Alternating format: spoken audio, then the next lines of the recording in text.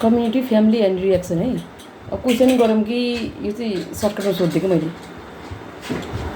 कस्तो क्वेसन गरौँ भन्नाले यो चाहिँ मैले त्यो सर्टकटमा भनेको how did your family friends and brother community respond to your conversion. तिम्रो परिवार होइन, तिम्रो परिवार अनि समाज होइन, समाजले तिम्रो कन्भर्सनमा कस्तो रियाक्ट गर्यो अरे कि म प्रति म त नेपाली भन्नु जान्दैन। म आफैप्रति के अरे तिमीप्रति के त्यो समाजको परिवारको आफ्नो परिवार तिमीलाई हेर्ने नजरिया कस्तो भयो अरे?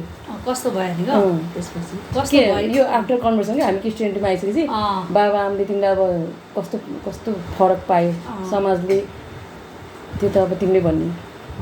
खास त यो कुरा त के भन्नाले मेरो आफ्नै नजरबाट भन्नु पऱ्यो। खास त मेरो आफ्नै नजरबाट भन्दा नि यो त मेरो परिवारको कसै मेम्बरले कुनै सोसाइटीको कुनै मेम्बरले भन्ने प्रश्न हो कि के जस्तो लाग्यो कि कस्तो तिम्रो आफ्नै तिमीले ग्रहण गर्दाखेरि यसोलाई पछ्याउँदाखेरि अब तिम्रो बाबा आमाले समुदायले तिमीलाई कस्तो तरिकाले व्यवहार गर्यो त्यो भन्न खोजेला। हजुर क्वेसन हुनुभयो त्यो हो त्यही मेरो आफ्नो तर्फबाट चाहिँ अब अरूको नजरिया भन्दा नि तिम्रो तर्फबाट अब हुन्छ नि मलाई मेरो बाबा आमाले यसरी हेऱ्यो, समाजले यस्तो गर्यो। त्यो मेरो बाबा आमा त पहिला नै अब उहाँहरू बिचमा चाहिँ हुनुहुन्थ्यो नि, त्यस कारणले गर्दा अब पोजिटिभ कुरा नै राम्रै विचार चाहिँ राख्नुभयो। साथीभाइले पनि त्यस्तो नेगेटिभ त गरेको थिएन, गरेको छैन भनौँ न। राम्रै समाजको तिमीप्रति हेर्ने नजरिया कस्तो थियो? अब यो कन्भर्सन पछि म त एकदम राम्रो भयो, उसमा परिवर्तनहरू देखेँ भन्ने त्यस्तो कुरा केही सुने कि सुनेन? त्यो पनि देखेँ भयो, देखेँ। तिमीमा परिवर्तन देखेर उनीहरूले केही भने समाजले? कति साथीहरूले भन्थ्यो भने कस्तो परिवर्तन देखेर भन्यो? कस्तो परिवर्तन जस्तो इक्जाम्पल देऊ न एउटा, मलाई त यस्तो परिवर्तन भएर चाहिँ भन्यो।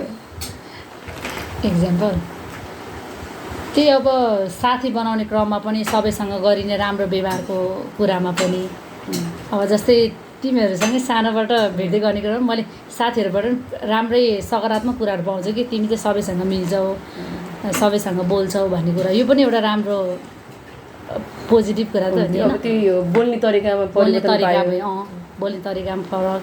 अनि पहिला चाहिँ म एकदमै अब तिमीलाई थाहा एकदमै नराम्रो शब्द बोल्ने कि भाइलाई एकदम श्राप दिने, अनि अब कति साथीहरू पनि त्यस्तो थियो नि त, एकदमै नराम्रो शब्दहरू बोल्ने। अनि तर मैले जब म गएँ नि चर्चमा जान थालेँ, क्रिस्चियन भइसकेपछि बोली वचनमा पनि हामीले सुधार गर्नु पर्दो रहेछ भनेर अहिले त्यो श्रापको कुराहरू चाहिँ आउन मान्छेलाई रिस उठेपछि कहिले कहिले त मनमा भए पनि होइन, हुन्छ नि त हुन त, तर पनि त्यो शब्द मैले बोल्नुहुन्न भन्ने कुरा त्यो बोलीमा पनि फरक पाएँ। मेरो आफ्नै परिवारले पनि पाएको छ भनौँ। भाइ उदाहरणको रूपमा भाइलाई मैले कति श्राप दिन्थेँ कि त्यो कल्चरल आइडेन्टिटी के। जस्तै अब हामी तपाईँले अब त्यो परिवर्तन गर्नुभयो नि त, क्रिस्टियनिटीमा जानुभयो, अनि त्यो कास्ट वाइज चाहिँ तपाईँ त तामाङ हुनुहुन्छ नि, तामाङ हुनुहुन्छ, अनि तामाङको आइडेन्टिटीमा केही परिचयमा केही परिवर्तन पायो कि? तामाङको आइडेन्टिटीमा त्यस्तो परिवर्तन त त्यस्तो मलाई त ठ्याक्कै त्यस्तो केही परिवर्तन पाएन जस्तो लाग्यो। त्यस्तो खासै यो तामाङ जातसँग चाहिँ सम्बन्धित छैन जस्तो चाहिँ लाग्छ कि मलाई। यो भन्छ नि मान्छेले यो धर्ममा यो मान्नुपर्छ भन्ने कुराहरू अब परापूर्वकालदेखि त हेऱ्यो भने जात अनुसार त्यस्तै नै थियो, तर अहिले आएर बुझ्दा चाहिँ यो जात भात चाहिँ त्यति यो हाम्रो क्रिस्चियनमा यो जात त्यो जात भन्ने पनि छैन नि त, सबैलाई एउटै दृष्टिकोण हेर्छ कि सबै समान। जातहरू भात त्यो भन्ने चाहिँ सबै समान हो भन्ने कुरा। अनि त्यो तामाङको केही कल्चरल प्र्याक्टिसहरू गर्छ कि गर्दैन? तामाङ कल्चरहरू, तामाङ संस्कृतिहरू केही गर्छ? तामाङ कल्चरको त अनि पहिलाबाट त्यति राम्रोसँग थाहा थिएन। तामाङ भाषा चाहिँ बोल्छ नि, अब एकले अर्कालाई आदर गर्ने कुराहरू पनि अब तामाङमा छ नि त, कल्चरमा त्यो छ, लाउँछ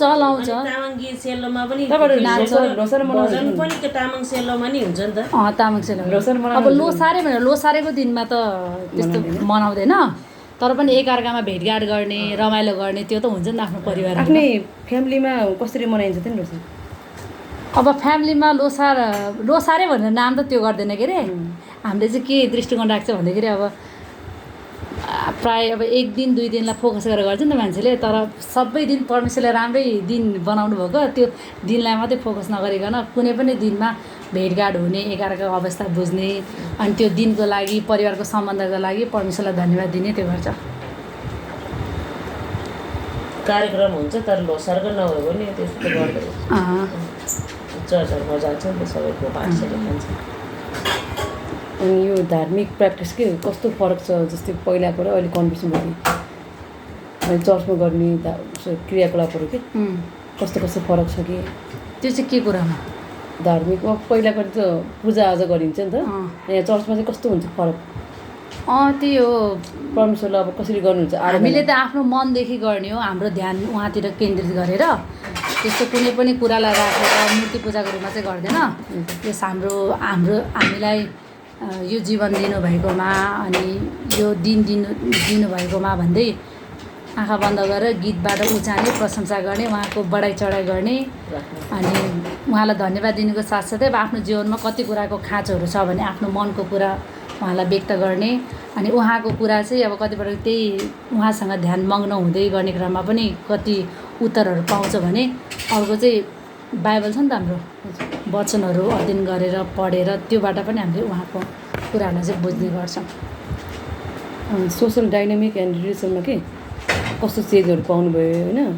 अनि के कुराले इन्फ्लुएन्स हुनुभयो त नि तपाईँ क्रिस्चियन उसमा? प्रभावित इम्प्रेस भनेको प्रभावित। हजुर, यस्तो अब पक्षहरू भन्नु सबै अब केसमा अब सबैको आफ्नो तर्फबाट पोजिटिभ कुराहरू हुन्छ। मैले फरक पाएको चाहिँ के कुराले भन्दाखेरि अब यो मान्छेको शरीर त जसरी नै एक न एकपटक त बितेर जान्छ नि त, कोहीको के भएर अब मान्छेको मृत्युको बारेमा त कसैलाई पनि केही थाहा छैन।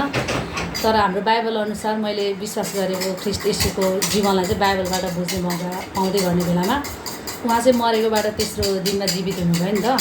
त्यस कारणले गर्दा ख्रिस्ट येशूमा विश्वास गर्नेहरू पनि मरेपछि पनि उनीहरूको चाहिँ फेरि जीवन चाहिँ उनीहरूले पाउँछ, कहिले पनि नाश नहुने जीवन पाउँछ भन्ने मेन कुरा चाहिँ त्यो कुराले गर्दा चाहिँ म प्रभावित भएँ कि यो मेरो यो संसारमा भएको जीवन मात्र होइन, त्यसपछिको जीवन पनि मैले ख्रिस्टलाई विश्वास गरेको कारणले गर्दा मैले उहाँमा चाहिँ अनन्त जीवन पाउँछ भन्ने कुराले चाहिँ विशेष गरेर प्रभाव पार्यो। बाइबलको कुराबाट प्रभावित हुनुभयो? बाइबलकै कुराबाट। अनि तपाईँको यहाँ अब यसमा आएपछि त्यो कनेक्सनहरू हुन्छ नि, नयाँ सम्बन्धहरू केही बनेको छ कि छैन समाजमा?